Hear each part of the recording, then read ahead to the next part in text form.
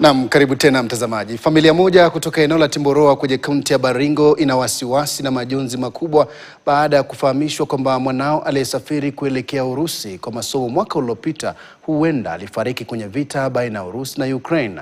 Kulingana na wazazi wake, Kevin Kang'u alisafiri kuelekea Urusi mwezi Septemba mwaka uliopita chini ya mpango wa ufadhili wa masomo wa serikali ya Urusi ambao ulimhitaji kuhudumu kama mwanajeshi kwanza.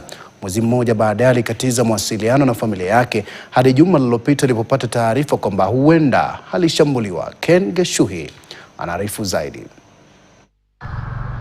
Katika kijiji cha Timboroa, kaunti ya Baringo, tunawapata wanakijiji wakifariji familia ya chifu wao Jacob Njehia baada ya kupokea taarifa kuwa mwana wao huenda ni miongoni mwa Wakenya waliofariki katika vita vya Urusi na Ukraine. Kevin Kang'u wa miaka 25 waliondoka humu nchini Septemba mwaka uliopita chini ya mpango wa ufadhili wa elimu nchini Urusi, ambapo alihitajika kuhudumia taifa hilo kama mwanajeshi kwa kipindi cha kati ya miezi 6 na mwaka mmoja kabla ya kuanza masomo. Kijana alisafiri tarehe 8 mwezi wa 9 saa 5 ndiye aliondoka kwenye uwanja wa ndege, na wakati alifika Moscow kesho yake alitupigia simu na akatuambia alifika, although alikaa kidogo kwa airport mambo ya clearance. Nchini Urusi, Kevin na wenzake walipokea mafunzo ya kijeshi kwa mwezi mmoja, kipindi ambacho alikuwa na mawasiliano mazuri na familia yake na matumaini kuwa nafasi hii ingebadilisha mkondo wa maisha yao. Mambo ya kwenda ng'ambo yote aliconvince baba yake na akakubali. So mimi nikaambia Kevin, what I'll do, mimi nitakupea backup ya maombi. Wewe utaenda huko na utarudi na capital yako na utafanya kazi na and your life will change. Kevin alikuwa anasikia uchungu sana kwa sababu ya vile alikuwa anaona tuna struggle kuwatafutia maisha mazuri. Picha kama hii naona alipiga wakati jua ni sunset.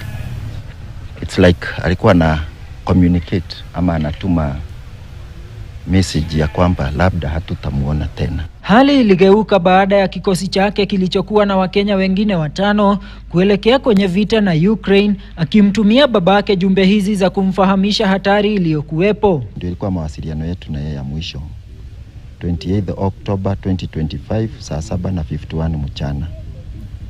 Kaniambia tulipita, sasa tuko front na itachukua muda kama hatujawasiliana. Mawasiliano yalikatika hadi mwezi Disemba, ambapo Mkenya mmoja aliyekuwa kwenye kikosi hicho alipofahamisha familia za Wakenya wenzake kuwa walivamiwa, ila naye mawasiliano pia yakakatika. Familia hii ilisalia gizani tangu wakati huo hadi wiki iliyopita, ambapo Mkenya mwingine aliyekuwa kwenye kikosi tofauti alipofahamisha wazazi wa Kevin kuwa mwana wao na wenzake waliaga dunia wakiwa kwenye vita. Kaniambia mimi niko hospitali, nilipata majeraha ya miguu, na habari yenye niko naye nimeenda nikuambie sababu wale wenzake wanaogopa kukuambia. Kevin waligongwa Disemba na Kevin aliaga. Kidogo nimestuka, lakini sitaki kumuonyesha nimestuka. Njehia alipiga ripoti katika wizara ya masuala ya kigeni wakiwa na matumaini kuwa mwili wa Kevin utaopolewa na kurejeshwa nchini ili kumpa mazishi ya heshima. Tunatarajia serikali yetu itatushughulikia na itatupea mwelekeo, so tunangoja mwelekeo kutoka kwa serikali kwa sasa. Hata nikiambiliwa the whole world nipeane mtoto haiwezi toshana, lakini wafanye tu chochote ambacho kinawezekana, wafanye wampe tu kile ambacho kinamstahili. Kisa hiki kinazidi kuongeza orodha ya Wakenya wanaojipata wakipigana kwenye vita vya Urusi na Ukraine. Ken Geshuhi, KTN.